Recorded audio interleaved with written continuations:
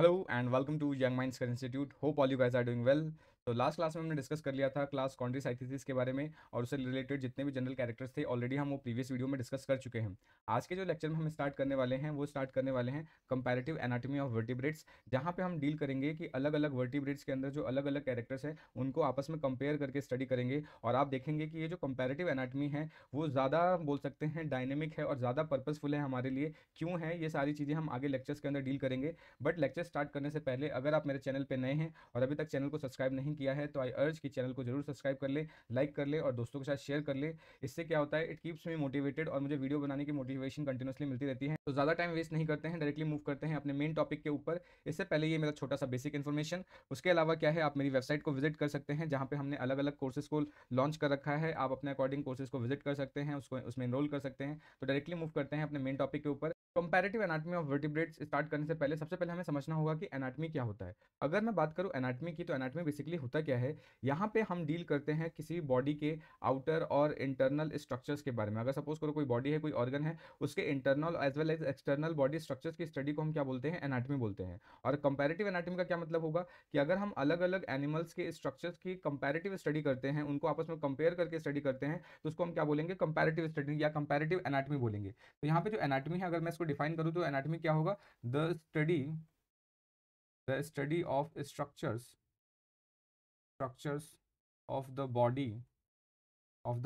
ठीक है, बॉडी के स्ट्रक्चर्स की स्टडी को हम एनाटॉमी बोलते हैं। और कंपैरेटिव एनाटॉमी क्या होगा कि अलग अलग डिफरेंट डिफरेंट एनिमल्स के स्ट्रक्चर्स की कंपैरेटिव स्टडी को कंपैरेटिव एनाटॉमी बोलते हैं। तो इसी को बस मैंने यहाँ पे मेंशन कर रखा है कि comparative study of structure of different animals and animal groups is called as comparative anatomy. यानी ये ध्यान रखना है कि हम यहाँ पे कर क्या रहे हैं, कंपैरेटिव स्टडी कर रहे हैं किसकी, स्ट्रक्चर्स की, डिफरेंट एनिमल ग्रुप्स की और एनिमल्स की। ठीक है, उसके अलावा अगर आप देखेंगे कि जो कंपैरेटिव स्टडी है या कंपैरेटिव एनाटॉमी है, ये ज़्यादा पर्पसफुल है या बोल सकते हैं ज़्यादा डायनेमिक है, क्योंकि कंपैरेटिव एनाटॉमी की स्टडी करने से हमें बहुत सारी चीज़ों का पता चलता है। यहाँ पर हमें पता चलता है कि फाइलोजेनेटिक ओरिजिन क्या था, जो होमोलोगस स्ट्रक्चर्स थे उनके मॉडिफिकेशन किस तरीके से हुए हैं। तो ये सारी चीज़ें हमें यहाँ पे कंपैरेटिव एनाटॉमी की स्टडी करने से ही मिलता है। अब ये फाइलोजेनेटिक ओरिजिन क्या होता है, कि सपोज करो कि कोई ऑर्गेनिज्म कहाँ से स्टार्ट हो रहा है, उसका जो बोल सकते हैं कि जैसे दो डिफरेंट ऑर्गेनिज्म, जैसे मान लेते हैं बर्ड्स हैं या मैमल्स हैं या फिर मान लेते हैं रेप्टाइल्स हैं, उनका जो ओरिजिन हुआ है, क्या उनके एंसेस्टर्स सेम थे या वो सेम ही चीज़ से ओरिजिनेट होकर आगे आए हैं। ठीक है, तो ये जो स्टडी होता है इसको हम बोलते हैं फाइलोजेनेटिक ओरिजिन। ठीक है,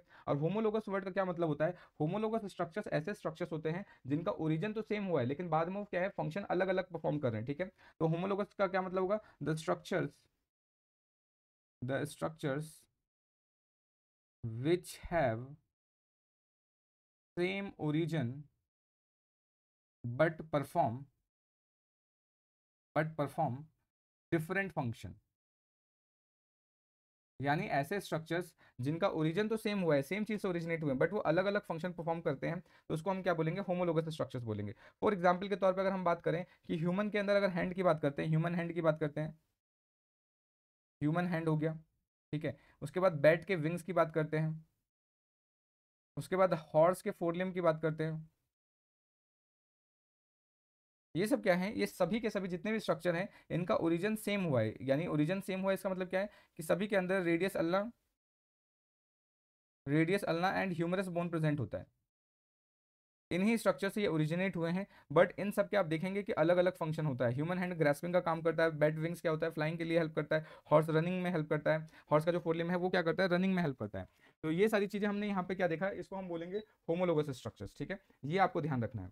तो इससे हमें क्या पता चल रहा है कि कंपैरेटिव एनाटॉमी क्या है, बहुत ज़्यादा पर्पसफुल है हमारे लिए। साथ के साथ क्या है कि कंपैरेटिव स्टडी ऑफ एनाटॉमी से हमें क्या मिलता है, कुछ ऐसे सपोर्ट्स मिलते हैं, कुछ ऐसे एविडेंसेस मिलते हैं जो कि ऑर्गेनिक एवोल्यूशन को सपोर्ट करता है। नेक्स्ट अब बात करते हैं जो मेन टॉपिक था, जो मेन चैप्टर है हमारा, इंटेग्यूमेंट और स्किन। अगर इंटेग्यूमेंट और स्किन की बात करें तो इंटेग्यूमेंट बेसिकली होता क्या है, हमारी बॉडी की जो आउटर मोस्ट प्रोटेक्टिव कवरिंग होती है। ठीक है, बॉडी की जो आउटर मोस्ट प्रोटेक्टिव कवरिंग होता है, जो एनिमल को बाहर के पैथोजन से बचाता है या बोल सकते हैं बैक्टीरिया या अलग दूसरी चीजों से सेव करता है, सेफ गार्ड करता है ह्यूमन बॉडी को। तो इन स्ट्रक्चर्स को हम क्या बोलेंगे, इंटेग्यूमेंट या स्किन स्किन बोलेंगे। ठीक है, तो ये बेसिकली क्या है, हमारा आउटर मोस्ट प्रोटेक्टिव कवरिंग है। ठीक है, ये ध्यान रखना है। तो इंटेग्यूमेंट हम किसको बोलेंगे, आउटर मोस्ट प्रोटेक्टिव कवरिंग, और उसके डिफरेंट डेरिवेटिव्स को ही हम क्या बोल रहे हैं यहाँ पे, इंटेग्यूमेंट या स्किन बोल रहे हैं। ठीक है, तो ये तो एक तो ध्यान रखना ही रखना है। साथ के साथ क्या होगा कि आईज के ऊपर कंजक्टिवा प्रेजेंट होता है। कंजक्टिवा क्या है, ये आई की प्रोटेक्टिव कवरिंग है। तो जैसे सपोज करो ये आई है, आई के ऊपर क्या होता है, एक थिन मेम्ब्रेनस स्ट्रक्चर प्रेजेंट होता है जिसको हम क्या बोलते हैं, कंजक्टिवा बोलते हैं।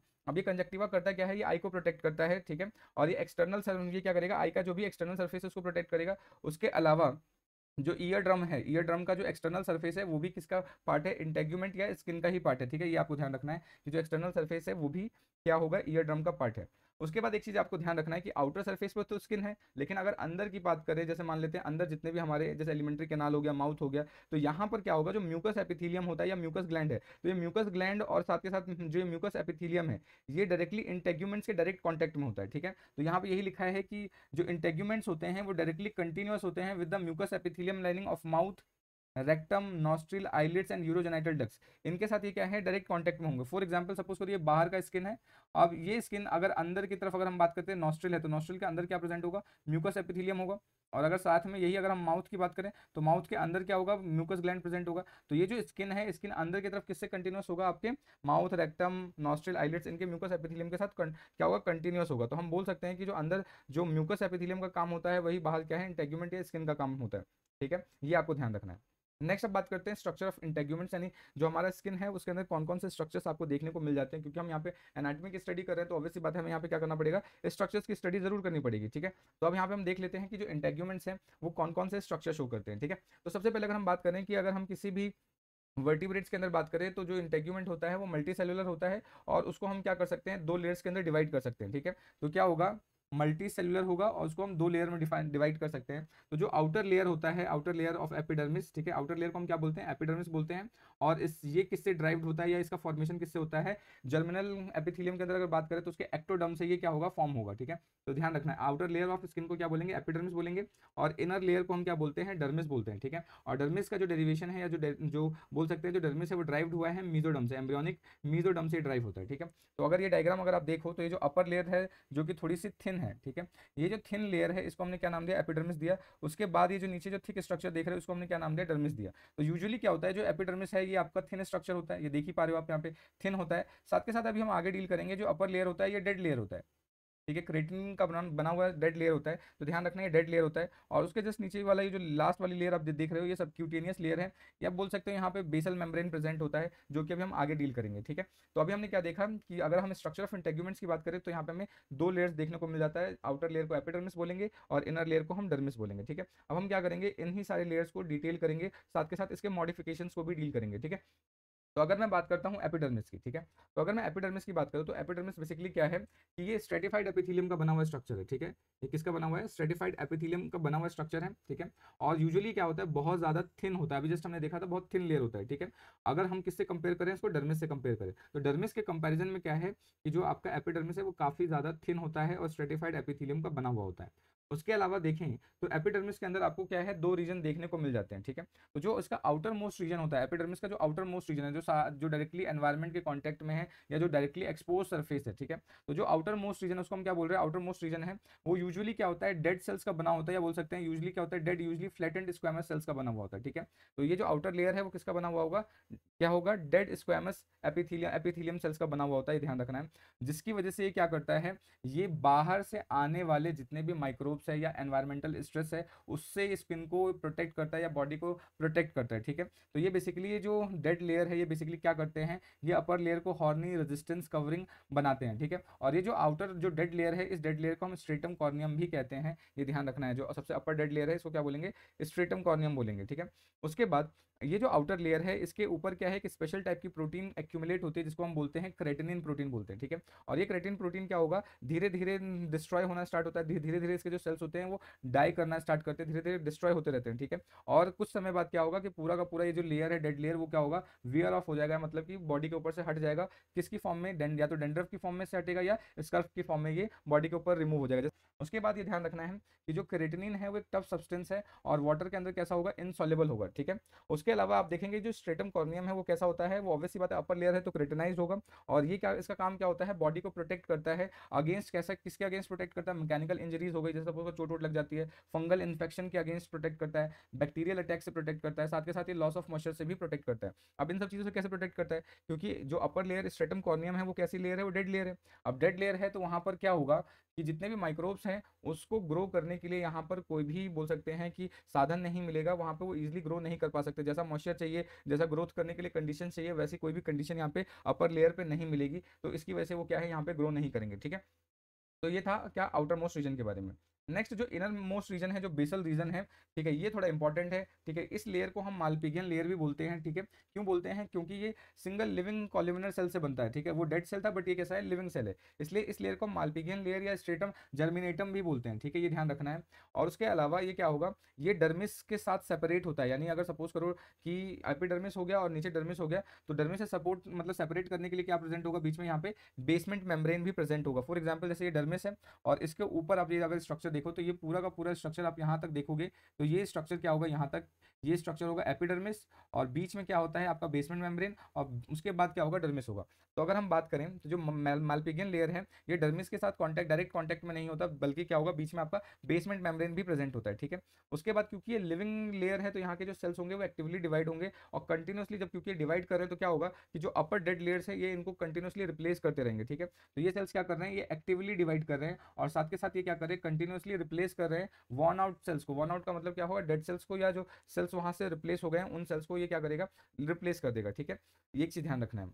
नेक्स्ट उसके बाद एक नेक्स्ट पॉइंट जो है हमारा, ये क्या है, जो एपिडर्मिस है वो थिन होता है किसके अंदर, एक्वेटिक वर्टिब्रेट्स के अंदर। जो पानी के अंदर रहते हैं एक्वेटिक वर्टिब्रेट्स, उनके अंदर एपिडर्मिस की जो लेयर होती है वो थिन होती है, और उसके अंदर ज़्यादा से ज़्यादा म्यूकस ग्लैंड प्रेजेंट होता है, जिसकी वजह से आप देखोगे कि जो एक्वेटिक वर्टिब्रेट्स है अगर उनकी बॉडी को आप टच करो तो बहुत ज़्यादा स्लिपरी होते हैं वो। ठीक है, क्यों? क्योंकि उनके जो एपिडर्मिस में म्यूकस ग्लैंड की रिचनेस होती है, म्यूकस ग्लैंड ज़्यादा प्रेजेंट होता है। ठीक है, अगर वही हम बात करते हैं लैंड वर्टिब्रेट्स की, यानी जो लैंड पे प्रेजेंट होते हैं, उनके जो एपिडर्मिस होते हैं वो थिकर स्ट्रक्चर्स होते हैं, वो स्ट्रक्चर टफ स्ट्रक्चर्स होते हैं, जैसे कि वो किस फॉर्म में होंगे, स्केल्स की फॉर्म में होंगे, फेदर्स की फॉर्म में होंगे, हेयर्स की फॉर्म में होंगे, नेल की, क्लॉज की, हॉर्न की, या एनामेल ऑफ टीथ हो गया, ये सारी की सारी क्या होती है, थिक लेयर होती है। ठीक है, और एक चीज आप ध्यान रखना, क्योंकि थिक लेयर है तो किससे ड्राइव्ड होगी, मालपिगियन लेयर से सारी की सारी लेयर का फॉर्मेशन होता है, तो इस पॉइंट को भी आपको ध्यान रखना है। ठीक है, नेक्स्ट अब बात करते हैं इसके सेकंड लेयर की। सेकंड लेयर जिसको हम डर्मिस या कॉर्नियम भी बोलते हैं। ठीक है, तो ये क्या है, ये इनर लेयर ऑफ स्किन होता है, और साथ के साथ ये क्या एपिडर्मिस के कंपैरिजन में ज्यादा थिकर होता है। ठीक है, ये ध्यान रखना है। उसके अलावा इनका जो फॉर्मेशन होता है, इनको बनाने के लिए फाइब्रस कनेक्टिव टिश्यू प्रेजेंट होते हैं। ठीक है,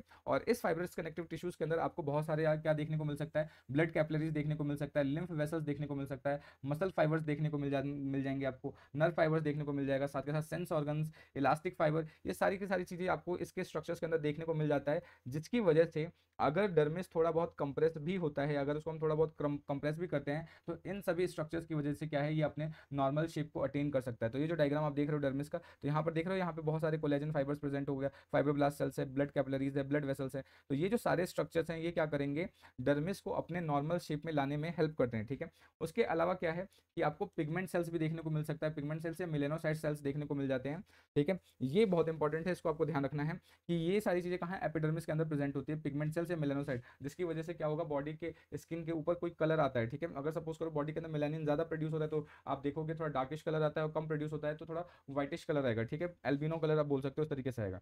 उसके अलावा क्या है, ये जो डर्मिस लेयर है उसके अंदर फैट का एक्यूमुलेशन भी हो जाता है। ठीक है, फैट का एक्यूमुलेशन किस फॉर्म में होगा, एज अ रिजर्व फूड की फॉर्म में प्रेजेंट होगा। ठीक है, और इन फैट को एक्यूमुलेट करने के लिए यहाँ पे जो डर्मिस लेयर होता है वहाँ पे एक स्पेशल टाइप के सेल्स प्रेजेंट होते हैं, जिनको हम एडिपोसाइट सेल्स बोलते हैं। अब ये एडिपोसाइट सेल्स क्या करेंगे, ये फैट एक्यूमुलेशन करते हैं, और ये क्या होगा, एपिड के जो डर्मिस लेयर है इसके अंदर डीपली प्रेजेंट होते हैं, बहुत अंदर की तरफ प्रेजेंट होते हैं। ठीक है, तो ये ध्यान रखना है। ठीक है, नेक्स्ट अब बात करते हैं फंक्शंस ऑफ इंटेग्यूमेंट। इंटेग्यूमेंट के क्या क्या फंक्शन होते हैं, इनको डील कर लेते हैं। तो सबसे पहला जो फंक्शन है वो है हमारा प्रोटेक्शन का, कि जो इंटेग्यूमेंट है वो हमारी बॉडी को प्रोटेक्शन प्रोवाइड करती है। अभी प्रोटेक्शन कैसे प्रोवाइड करती है उनको डिटेल कर लेते हैं। ठीक है, तो जनरली बेसिक होता क्या है कि जो हमारा इंटेग्यूमेंट या स्किन है ये क्या करता है, एनिमल बॉडी को एक्सटर्नल एनवायरमेंट से सेपरेट करता है, यानी एक्सटर्नल एनवायरमेंट और हमारी बॉडी के इंटरनल एनवायरमेंट के बीच में क्या प्रेजेंट होगा, इंटेग्यूमेंट या स्किन प्रेजेंट होता है। साथ के साथ इसका काम क्या होगा कि ये बॉडी के इंटरनल एनवायरमेंट को भी मेंटेन करता है। ठीक है, बॉडी का जैसा भी इंटरनल एनवायरमेंट है ये उसको क्या करेगा, मतलब मेंटेन करके रखेगा। ठीक है, ये ध्यान रखना है। उसके अलावा जो इंटेग्यूमेंट है ये बॉडी को प्रोटेक्ट करता है बहुत सारे मैकेनिकल एंड केमिकल इंजरीज से। मैकेनिकल इंजरीज का मतलब क्या है, सपोज करो आप गए खेल रहे हो और तुरंत आप गिर गए, या कहीं से सपोज करो किसी चीज से आपने रगड़ खा लिया, तो उससे क्या होगा कि आपके स्किन पे ऑब्वियसली बात है रप्चर हो जाएगा, ब्लीडिंग होनी स्टार्ट हो जाती है। बट ये क्या करता है, आपके इंटरनल ऑर्गन्स को डैमेज या फिर बोल सकते हैं जो ब्लड वेसल से आर्टरीज है उसको डैमेज होने से बचाता है। तो ये क्या करता है, मैकेनिकली हमें सपोर्ट करता है या मैकेनिकली प्रोटेक्शन प्रोवाइड करता है। साथ के साथ केमिकल इंजरीज से भी प्रोटेक्ट करता है। सपोज करो लैब में आप काम कर रहे हो, कोई केमिकल आपकी बॉडी के ऊपर गिर गया, ठीक है, तो अगर आपका स्किन है, क्योंकि अपर लेयर डेड लेयर है, तो वो क्या करेगा, उतना ज़्यादा हार्म नहीं करेगा, ठीक है। तो ये आपको ध्यान रखना है। तो मैकेनिकल इंजरीज और केमिकल इंजरीज से प्रोटेक्ट करता है, जो कि किसकी वजह से हो सकता है, प्रेशर हो सकता है, फ्रिक्शन की वजह से हो सकता है, ब्लॉज हो सकता है, हार्मफुल गैसेस हो सकता है, फ्लूइड्स हो सकता है। यानी बेसिकली क्या है, ये टाइप है कि इनकी वजह से आपको मैकेनिकल या केमिकल इंजरीज हो सकती है, या तो प्रेशर की वजह से, फ्रिक्शन की वजह से, ब्लोज की वजह से, हार्मफुल गैसेस की वजह से, फ्लूइड्स की वजह से, ठीक है।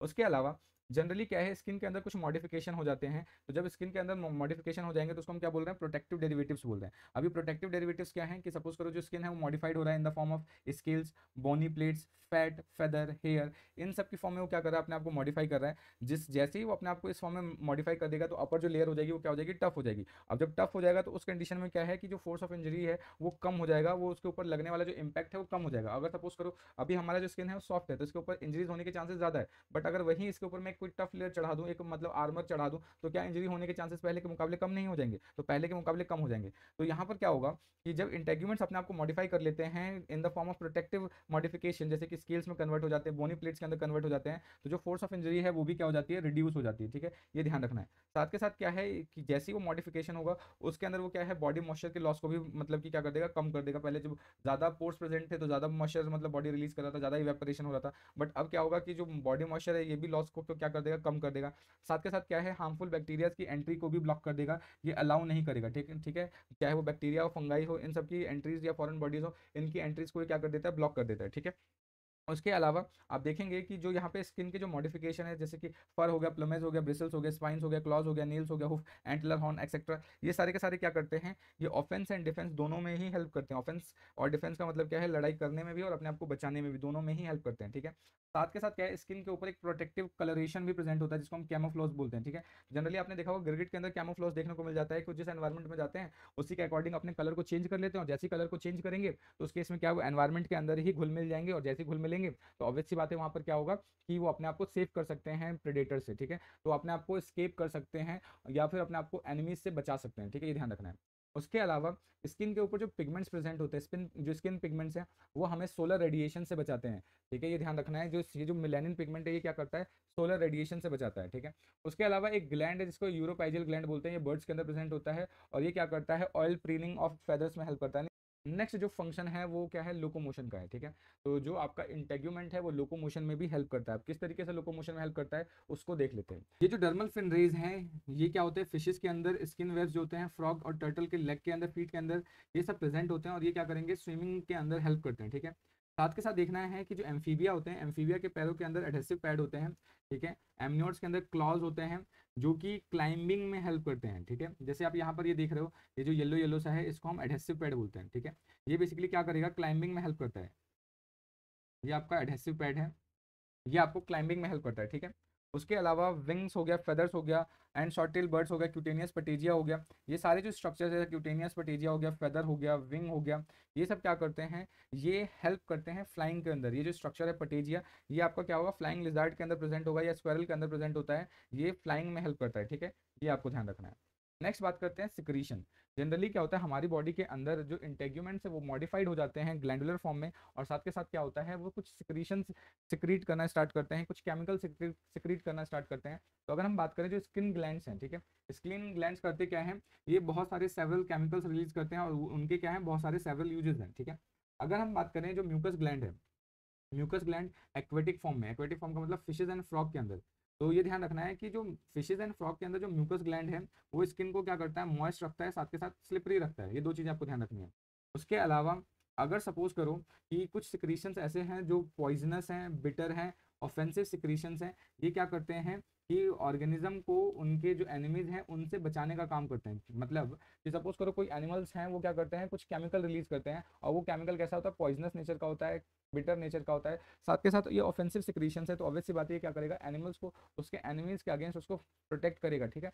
उसके बाद नेक्स्ट चीज आपको ध्यान रखना है कि जो सिबेशियस ग्लैंड है वो ऑयल सिक्रीट करता है मैमल्स के अंदर, जिसकी वजह से जो स्किन है वो स्किन को लुब्रिकेट रखता है, स्किन को मतलब क्या होगा, लुब्रिकेट प्रोवाइड करता है, स्मूथ बना के रखता है, साथ के साथ हेयर को भी ये स्मूथ बना के रखता है। तो ध्यान रखना है कि जो सिबेशियस ग्लैंड है वो क्या सिक्रीट कर रहा है, ऑयल सिक्रीट कर रहा है, ठीक है।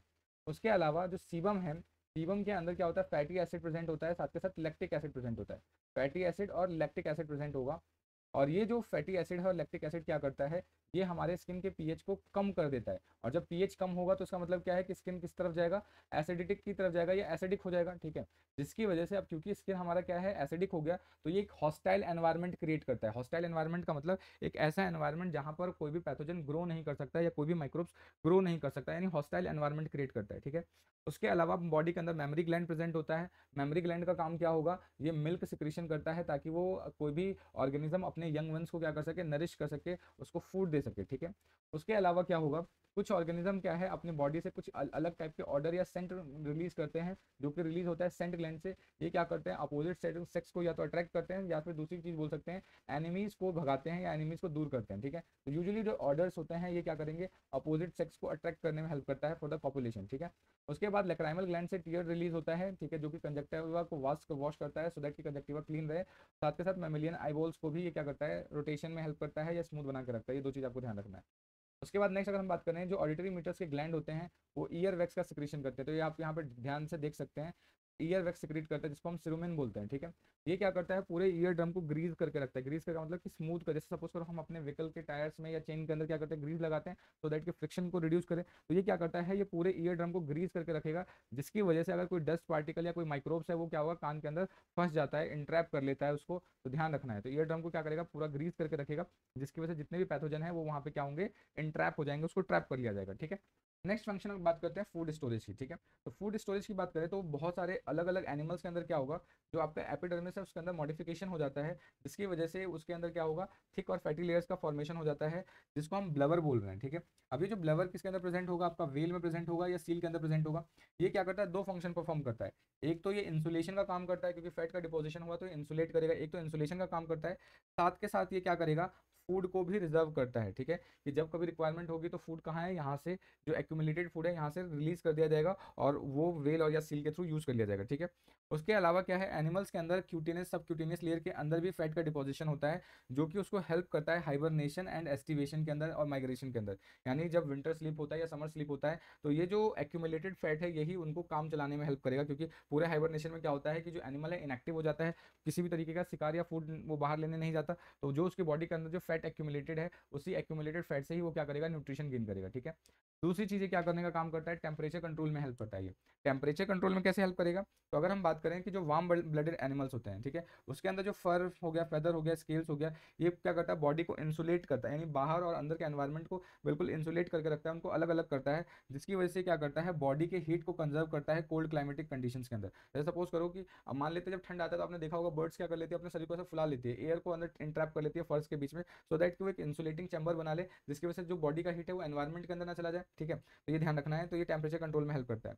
साथ के साथ अगर हम बात करें, मैमल्स के अंदर स्वेट ग्लैंड्स प्रेजेंट होता है बॉडी के अंदर। तो गर्मियों के अंदर क्या होता है, स्वेटिंग होती है, इवेपोरेशन होता है बॉडी के अंदर। तो स्वेटिंग की वजह से क्या होगा कि जो हमारा जो स्किन की जो सरफेस है उसको ये क्या करता है, कूल करके रखता है, कूलिंग इफेक्ट प्रोवाइड करता है, ठीक है। एक नेक्स्ट चीज और ध्यान रखना है, अगर बॉडी को हीट एलिमिनेट करता है तो ब्लड वेसल्स को क्या कर लेता है, डायलेट कर देता है। अब जब ब्लड वेसल डायलेट हो जाएगा तो स्किन कैसा होगा, रेडिएटर हो जाएगा। रेडिएटर का मतलब कि वो अपने अंदर से हीट रिलीज करना स्टार्ट करेगा। तो जैसे ही वो हीट रिलीज स्टार्ट कर देगा तो ऑटोमेटिकली क्या है, बॉडी का हीट कम होना स्टार्ट होगा। अगर बॉडी को हीट कंजर्व करना है तो उस कंडीशन में वो क्या करते हैं, ब्लड वेसल्स को कॉन्स्ट्रिक्ट कर लेते हैं। कॉन्स्ट्रिक्ट का मतलब काफी पतले कर लेते हैं। कॉन्स्ट्रिक्ट करेंगे तो जिसकी वजह से क्या होगा कि वो हेल्प करेंगे होमो आइसोथर्मी के अंदर। तो होम्योथर्मी का मतलब क्या होता है, बॉडी के इंटरनल एनवायरनमेंट को कांस्टेंट बना के रखना, यानी भले ही बाहर का टेम्परेचर कैसा भी क्यों ना हो, बट बॉडी का इंटरनल टेम्परेचर कैसा होगा, फिक्स होगा। फॉर एग्जाम्पल अगर ह्यूमंस की बात करें तो ह्यूमंस की बॉडी का जो इंटरनल टेम्परेचर है वो 37 डिग्री सेल्सियस होता है, ठीक है। बाहर का टेम्परेचर चाहे कितना भी वेरी क्यों ना हो जाए, इंटरनल एनवायरनमेंट या इंटरनल टेम्परेचर क्या होने वाला है, वो कांस्टेंट रहने वाला है और वो 37 डिग्री सेल्सियस ही रहेगा, ठीक है। नेक्स्ट अब बात करते हैं एक्सक्रीशन के अंदर, ठीक है। तो अगर हम बात करें, स्किन का बहुत ज़्यादा इंपॉर्टेंट रोल होता है एक्सक्रीशन के अंदर। तो स्किन के थ्रू क्या हो गया, वाटर हो गया, सॉल्ट हो गया, यूरिया हो गया, ये सारी की सारी चीज़ें एलिमिनेट की जाती है in the form of sweat. तो जैसे हम स्वेटिंग करते हैं तो हमारे स्वेट के अंदर क्या प्रेजेंट होगा, वाटर प्रेजेंट होगा, सॉल्ट प्रेजेंट होगा, यूरिया प्रेजेंट होगा, ठीक है। साथ के साथ क्या है, जब कोई एनिमल अपना स्किन शेड करता है, जैसे आपने देखा होगा सांप के अंदर कैचुली होती है ना, सांप अपना स्किन रिमूव करता है, तो उसको तो जब भी वो शेडिंग ऑफ स्किन होता है ड्यूरिंग एक्डाइसिस प्रोसेस, तो जब स्किन ऑब्वियसली बात है जब वो रिमूव करेगा तो उसके साथ भी क्या होगा, बहुत सारे मेटाबॉलिक वेस्ट भी रिलीज हो जाएंगे, ठीक है। नेक्स्ट अगर हम बात करें तो जो अगर हम मैराइन फिशेस की बात करें तो उनके गिल्स के अंदर क्लोराइड सिक्रेटिंग सेल्स प्रेजेंट होते हैं, ये भी क्या करेंगे, एक्सक्रीशन में पार्टिसिपेट करते हैं, ठीक है, ये ध्यान रखना है। नेक्स्ट अब बात करते हैं सेंसेशन में। अब सेंसेशन में कैसे पार्टिसिपेट करेगा, तो जो नर्व, जो अगर हम बात करें जितने भी हमारे स्किन होता है, स्किन के नीचे क्या होता है, क्यूटेनियस नर्व एंडिंग प्रेजेंट होते हैं। अब क्यूटेनियस नर्व एंडिंग और प्रेजेंट होते हैं, साथ के साथ दूसरे सेंस ऑर्गन्स भी प्रेजेंट होते हैं, जिसकी वजह से जो हमारा स्किन है वो टच सेंसिटिव होता है, पेन सेंसिटिव होता है, ठीक है, साथ के साथ प्रेशर चेंज सेंसिटिव होता है, और उसके अलावा मॉइस्चर चेंज सेंसिटिव होता है। मतलब कि अगर आपकी बॉडी के ऊपर कोई टच कर रहा है, या कोई पेन है, या कोई प्रेशर जनरेट हो रहा है, तो वो सारी चीज़ें आप सेंस कर सकते हैं, ठीक है, ये आपको ध्यान रखना है। Next, sexual selection. Sexual selection का मतलब क्या है कि बहुत सारे एनिमल्स के अंदर जो उनका स्किन है या जो इंटेग्यूमेंट्स का मॉडिफिकेशन है वो सेक्सुअल सिलेक्शन में पार्टिसिपेट करते हैं। मींस कि मेल फीमेल्स को अट्रैक्ट करने में हेल्प करता है। तो जैसे सपोज करो कि अगर हमारे पास पीकॉक है, तो पीकॉक के अंदर क्या होगा कि जो उनका लॉन्ग टेल कॉवर्ड्स है, यानी ये जो लॉन्ग टेल कॉवर्ड्स है, ये क्या करते हैं, फीमेल्स को अट्रैक्ट करते हैं फॉर मेटिंग, या फिर बोल सकते हैं कॉपुलेशन के लिए। उसी तरीके से डियर की बात करें तो डियर के अंदर क्या होते हैं, एंटलर्स प्रेजेंट होते हैं। मेल डियर्स के अंदर एंटलर्स प्रेजेंट होते हैं, ये जो आप देख रहे हो ये एंटलर है, ठीक है। तो मेल डियर के अंदर जो एंटलर्स होते हैं, ये एंटलर्स क्या करेगा, फीमेल को अट्रैक्ट करेगा। साथ के साथ जो ब्रिलियंटली कलर्ड स्किन होते हैं, यानी कुछ एनिमल्स के अंदर के जो स्किन का कलर होता है इतना ज्यादा अट्रैक्टिव होता है कि वो फीमेल्स को अट्रैक्ट करता है। इन सब चीजों की वजह से क्या होता है, सेक्सुअल डायमॉर्फिज्म देखने को मिलता है। सेक्सुअल डायमॉर्फिज्म का मतलब मेल और फीमेल अलग अलग दिखते हैं, ठीक है, जिसकी वजह से क्या होगा कि जो मेल्स हैं वो फीमेल्स को अट्रैक्ट करते हैं फॉर द मीटिंग, ठीक है। तो ये आपको यहाँ तक इसको समझना है। नेक्स्ट मॉडिफिकेशन अगर की बात करें तो नेक्स्ट जो फंक्शन है वो क्या है, डर्मल एंडोस्केलेटन। डर्मल एंडोस्केलेटन का मतलब क्या है कि बहुत सारे एनिमल्स के अंदर जो स्किन है उसका जो अपर वाला पार्ट है जो वो क्या होता है, मॉडिफाइड हो जाता है, और वो बोनी डर्मल आर्मर्स की फॉर्म में कन्वर्ट हो जाता है। जैसे कि क्रोकोडाइल एंड टर्टल्स के अंदर अगर आप ये देखें तो ये क्या है, जो एपिडर्मिस है ये क्या है, बोनी डर्मल आर्मर्स की फॉर्म में कन्वर्ट हो चुका है। तो अब ये क्या कर रहा है, ये बॉडी को प्रोटेक्ट कर रहा है। अब ये सपोज करो ये जो एक्सोस्केलेटन है ये बोनी स्ट्रक्चर्स हो गया, तो अब ये क्या करेगा, इसके अंदर टर्टल्स या क्रोकोडाइल को प्रोटेक्ट करता है, ठीक है। साथ के साथ क्या है, ये जो डर्मल एंडोस्केलेटन होता है हेड के अंदर, वो क्या करता है, ब्रेन एंड सेंस ऑर्गन्स को भी प्रोटेक्ट करने का काम करता है, ये ध्यान रखना है। उसके अलावा क्या है, कुछ मिसलीनियस अगर हम फंक्शंस की बात करें तो आपको पता ही होगा कि जो मेमेलियन स्किन है वो विटामिन डी बनाता है, ठीक है। ये कहाँ है, स्किन में बनता है, और ये कैसे बनता है कि जो सिबेसियस ग्लैंड है उसका जो सीबम होता है, सिबेसियस ग्लैंड का जो सीबम है, जब वो यूवी लाइट के कांटेक्ट में आता है तब वो विटामिन डी का सिंथेसिस करता है, ठीक है। उसके अलावा कुछ फिशेस और एम्फीबियंस के अंदर क्या है, ब्रूड पाउच का फॉर्मेशन होता है। अब ये ब्रूड पाउच क्या है, ये स्किन के अंदर बोल सकते हैं एक पॉकेट लाइक स्ट्रक्चर होगा, जहां पर ये क्या करते हैं, फिशेस और एम्फीबियंस क्या करेंगे, अपने अनहैच्ड एग को प्रोटेक्ट करते हैं, बाहर रखना नहीं चाहते, वो ब्रूड पाउच के अंदर ही रखते हैं, सो दैट कि कोई भी बाहर से उसको अटैक ना कर सके, ठीक है। तो जब तक उसके अंदर हैचिंग नहीं होती तब तक वो क्या करता है, ब्रूड पाउच के अंदर ही उसको प्रोटेक्ट करके रखता है, ठीक है। उसके अलावा अगर हम बात करें नेजल ग्लैंड्स, अगर नेजल ग्लैंड्स या टेट्रापोड्स के अंदर क्या होगा, नाक को फ्री रखता है और उसके अंदर पानी या डर्ट को घुसने से बचाता है, ठीक है। उसके बाद आप एक चीज़ आपको ध्यान रखना है कि जितने भी एम्फीबियंस होते हैं, ठीक है, वो जो एम्फीबियंस है उनके अंदर जो रेस्पिरेशन होता है वो स्किन सरफेस के थ्रू ही होता है। तो ये ध्यान रखना है कि उनका जो स्किन होता है काफ़ी ज़्यादा वेस्कुलर होगा, क्योंकि वहीं से वो रेस्पिरेशन करते हैं। जैसे फ्रॉग है, फ्रॉग क्या करेगा, स्किन के थ्रू रेस्पिरेशन करता है, जब वो कहाँ प्रेजेंट होता है, जब वो सरफेस पे या लैंड पे प्रेजेंट होता है, ध्यान रखना है। नेक्स्ट अगर हम बात करें, स्किन के अंदर क्या होता है, सेलेक्टिव एब्जॉर्प्शन का भी प्रोसेस आपको देखने को मिल जाता है।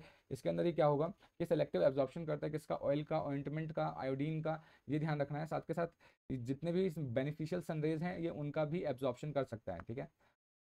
एक चीज़ आपको ध्यान रखना है कि कुछ फिशेज एंड फ्रॉग्स के लार्वा क्या करती हैं कि स्पेशल टाइप के एंजाइम्स को रिलीज करती हैं, जो कि उनको हेल्प करता है मेटामॉर्फोसिस के अंदर, ये आपको ध्यान रखना है। नेक्स्ट अब बात करते हैं derivatives of integument. Derivative of integument की अगर हम बात करें, इसका मतलब क्या है, इंटेग्यूमेंट से कौन कौन से चीज़ें बन रही हैं, वो अपने आप को किस अलग अलग फॉर्म में ड्राइव कर रहा है या किस अलग अलग फॉर्म में कन्वर्ट कर रहा है, उसको हम चेक करने की कोशिश कर रहे हैं, ठीक है। तो अगर अभी हमने देखा तो स्किन बेसिकली जो स्किन है उसके अंदर दो लेयर्स आपको देखने को मिल रहा था, एक तो था एपिडर्मिस और दूसरा क्या था, डर्मिस था। तो यहाँ पे जो भी मॉडिफिकेशन होगा वो मॉडिफिकेशन इन दोनों लेयर्स का ही होने वाला है। तो अगर एपिडर्मिस का मॉडिफिकेशन होगा तो उसको हम बोलेंगे एपिडर्मल डेरिवेटिव, ठीक है।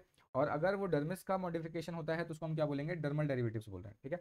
तो आज के लेक्चर में हम सिर्फ और सिर्फ डील करने वाले हैं एपिडर्मल डेरिवेटिव्स के बारे में, क्योंकि वीडियो ऑलरेडी लंबी होती जा रही है। तो यहाँ पे हम सिर्फ और सिर्फ डील करेंगे एपिडर्मल डेरिवेटिव्स, और नेक्स्ट वीडियो के अंदर हम डील करने वाले हैं डर्मल डेरिवेटिव्स की, ठीक है। तो एपिडर्मल डेरिवेटिव्स का मतलब क्या है कि यहाँ पे जो एपिडर्मिस है वो आपका मॉडिफाई हो रहा है, और वो मॉडिफाई होकर कुछ अलग स्ट्रक्चर्स बनाएगा, ठीक है। तो अब ये जो एपिडर्मल डेरिवेटिव्स है इसके अंदर क्या क्या आते हैं आपके, एपिडर्मल डेरिवेटिव्स के अंदर आपके एपिडर्मल ग्लैंड्स आते हैं, हार्ड हॉर्नी स्ट्रक्चर्स आते हैं, जिसके अंदर आपके स्केल्स आ सकते हैं, क्यूट्स आ सकते हैं, बीक आ सकते हैं, horn, clause, nail, hoof, feather, ये सारी चीज़ आ सकते हैं। जितने भी हार्ड स्ट्रक्चर हैं सारे के सारे मिलके क्या बनाएंगे, आपका एक्सोस्केलेटन बनाते हैं, ठीक है। जैसे कि स्केल, शूट्स, बीक, ये सारी चीज़ें क्या बनाती हैं, आपका एक्सोस्केलेटन बनाती है। तो हम बोल सकते हैं कि जो एपिडर्मल डेरिवेटिव्स है वो बेसिकली हम दो पार्ट में डील करेंगे, एक तो ग्लैंड्स की फॉर्म में जिनको एपिडर्मल ग्लैंड्स बोल रहे हैं, और हार्ड हॉर्नेट स्ट्रक्चर्स की फॉर्म में डील करने वाले, ठीक है। तो अगर हम सबसे पहले हम बात करें, और जो दूसरा डर्मल डेरिवेटिव्स है, डर्मल डेरिवेटिव्स के अंदर हम क्या पढ़ने वाले हैं, बोनी डर्मल स्केल प्लेट्स के बारे में डील करेंगे, जैसे कि फिन्स हो गया, फिन रेज हो गया, एंटलर्स हो गया, ये सब क्या है, डर्मल डेरिवेटिव्स है। इनको डिटेल करना है, बट इनको हम क्या करेंगे, नेक्स्ट वीडियो लेक्चर में डिटेल करेंगे। तो डायरेक्टली हम मूव करते हैं एपिडर्मल डेरिवेटिव्स के बारे में। तो अगर एपिडर्मल डेरिवेटिव्स की बात करें तो जो एपिडर्मल डेरिवेटिव्स है बेसिकली ड्राइव किससे हो रहा है, क्योंकि एपिडर्मिस का भी जो सबसे अपर वाला जो लेयर था वो लेयर कैसा था, डेड लेयर था। उससे जस्ट नीचे वाला जो लेयर था, मालपिगियन वाला लेयर, वो फंक्शनल लेयर था, वो लिविंग लेयर है, तो उसका मॉडिफिकेशन हो रहा है, ठीक है। तो जितना भी एपिडर्मल डेरिवेटिव्स है वो बेसिकली क्या है, मालपिगियन लेयर से ही ड्राइव हुए हैं, ये आपको ध्यान रखना है। तो ये चीज़ सबसे इंपॉर्टेंट है कि जो एपिडर्मल डेरिवेटिव्स है वो किसके डेरिवेटिव्स है, बेसिकली मालपिगियन लेयर के डेरिवेटिव्स है, ठीक है। उसके बाद ये एपिडर्मिस से अराइज तो होते हैं, बट इसका कुछ पार्ट क्या है, डर्मिस के अंदर भी प्रेजेंट होता है, ठीक है। और ये साथ के साथ जो डेरिवेटिव है वो यूनिसेलुलर भी हो सकता है और मल्टी सेलुलर भी हो सकता है, ठीक है। उसके अलावा जो ये सेल्स हैं ये लाइंड होते हैं क्यूबॉइडल सेल्स या कॉलमिनर एपिथेलियल सेल्स से, यानी जितने भी ये सेल्स यहाँ पे जो ड्राइव होंगे वो क्या होंगे, या तो क्यूबॉइडल होंगे या कॉलमिनर एपिथेलियम के बने होंगे, ठीक है। उसके साथ साथ ये भी जैसे हमने देख लिया कि ये यूनिसेलुलर हो सकते हैं, मल्टी सेलुलर भी हो सकते हैं, ट्यूबुलर भी हो सकते हैं और एल्वेलर शेप के भी हो सकते हैं। यानी यहाँ पे जो भी हम मॉडिफिकेशन की बात कर रहे हैं वो कैसा हो सकता है, यूनिसेलुलर हो सकता है, मल्टी सेलुलर हो सकता है, ट्यूबुलर हो सकता है, एल्वेलर हो सकता है। तो अब हम यहाँ पे हम वन बाय वन मॉडिफिकेशन को डिटेल करेंगे, ठीक है। तो सबसे पहले हम बात कर रहे हैं यहाँ पे म्यूकस ग्लैंड की। तो आपको पता होगा कि म्यूकस ग्लैंड बहुत इंपॉर्टेंट रोल प्ले करता है हमारी बॉडी के अंदर, क्योंकि म्यूकस ग्लैंड क्या करता है, म्यूसिन सिक्रीट करता है, ठीक है। अब म्यूसिन क्या होता है, एक टाइप का स्लाइमी और स्टिकी म्यूकस होता है, जो कि पानी के कांटेक्ट में तो आ जाएगा तो और ज़्यादा स्लिपरी हो जाता है, ठीक है, ये ध्यान रखना है। तो म्यूकस ग्लैंड क्या सिक्रीट करेगा, म्यूसिन सिक्रीट करेगा। अब म्यूकस ग्लैंड का काम क्या होता है, ये जो म्यूसिन सिक्रीट कर रहा है इसकी वजह से जो स्किन है हमारा वो कैसा होता है, मॉइस्ट होता है एंड स्लिपरी होगा, ठीक है। साथ के साथ ये स्किन को प्रोटेक्ट करता है from the harmful bacteria and fungi, क्योंकि इसके अंदर क्या होंगे, कुछ एंजाइम्स प्रेजेंट होते हैं जो बैक्टीरिया और फंजाई को ग्रो नहीं होने देते, ठीक है। साथ के साथ अगर हम बात करें तो ये जो म्यूकस ग्लैंड है ये एम्फीबियन स्किन के अंदर बहुत ज़्यादा अबंडेंट फॉर्म में प्रेजेंट होते हैं, उनके अंदर ये बहुत ज़्यादा प्रेजेंट होंगे, ठीक है। उसके बाद ये क्या है, ये जो म्यूकस ग्लैंड है ये भी यूनिसेलुलर या मल्टी सेलुलर हो सकता है। एग्जाम्पल के तौर पर अगर म्यूकस ग्लैंड की बात करें तो क्या होगा, ग्रैनुलर सेल्स हो गया, बीकर सेल्स हो गया, ये सारे के सारे क्या है, म्यूकस ग्लैंड के एग्जाम्पल्स हैं, ठीक है। तो अगर यहाँ पे आप डायग्राम देखो म्यूकस ग्लैंड का तो आप यहाँ पे देख पाओगे कि कुछ किस तरीके से ट्यूबुलर स्ट्रक्चर है, यहाँ पे ग्लैंड्स होंगे जो भी यहाँ पे ये केमिकल फॉर्म करेंगे, ये केमिकल यहाँ से मूव करके ये आगे इस ट्यूब लाइक स्ट्रक्चर से बाहर एलिमिनेट कर दिए जाते हैं, ये ध्यान रखना है। नेक्स्ट जो ग्लैंड है वो है पॉइजन ग्लैंड। अब ये पॉइजन ग्लैंड ऑब्वियस सी बात है क्या करेगा कि एनिमल्स को प्रोटेक्ट करने के लिए हेल्प करता है, ठीक है। और ये जो पॉइजन ग्लैंड है ये बेसिकली मॉडिफिकेशन है मल्टी सेलुलर क्यूटेनियस ग्लैंड्स का, ठीक है, ये ध्यान रखना है। ये मॉडिफिकेशन होते हैं पॉइजन ग्लैंड किसका, मल्टी सेलुलर क्यूटेनियस ग्लैंड्स के मॉडिफिकेशन होते हैं, ठीक है। और ये क्या है, साइज में बड़े होते हैं और बहुत कम होते हैं, ऐसा नहीं कि बहुत ज़्यादा होंगे, ठीक है। ये म्यूकस ग्लैंड के म्यूकस ग्लैंड से कंपेयर करें तो पॉइजन ग्लैंड क्या है, म्यूकस ग्लैंड के कंपेरिजन में कम होते हैं, ठीक है। एक चीज आपको ध्यान रखना है, जो जितने भी टोड्स हैं, ठीक है, तो उन टोड्स के पीछे, सर के पीछे जो पैरोटिड ग्लैंड्स होते हैं, ठीक है, सर के पीछे जो पैरोटिड ग्लैंड्स होते हैं वो पैरोटिड ग्लैंड ना होकर बेसिकली क्या होता है, वो पॉइजन ग्लैंड्स का एग्रीगेशन होता है, यानी जिसको हम पैरोटिड ग्लैंड बोल रहे हैं वो बेसिकली क्या है, पॉइजन ग्लैंड का एग्रीगेशन होता है, यानी उनके गुच्छे या बोल सकते हैं उनके कॉम्बिनेशन को बोलते हैं, ठीक है। एक चीज ध्यान रखना है, ये जो पॉइजन ग्लैंड है इसका जो सिक्रीशन होता है पॉइजन का वो कैसा होता है, बिटर होता है, इरिटेटिंग होता है और इवन डेंजरस होता है प्रेडेटर के लिए। मान लो कि कोई भी ऑर्गेनिज्म पॉइजन रिलीज कर रहा है तो पॉइजन ऑब्वियस सी बात है स्वादिष्ट तो होने से रहा, तो कैसा होगा, बिटर होगा, इरिटेटिंग होगा और साथ के साथ जितने भी प्रेडेटर्स है ये उसको डैमेज भी कर सकता है, ठीक है। अगर हम बात करें जो पॉइजन ग्लैंड होता है एम्फीबियंस के अंदर वो कैसा होता है, ग्रैनुलर ग्लैंड्स होता है, ठीक है। और साथ के साथ ये क्या करता है, इनको हम पैरोटिड ग्लैंड भी बोल सकते हैं।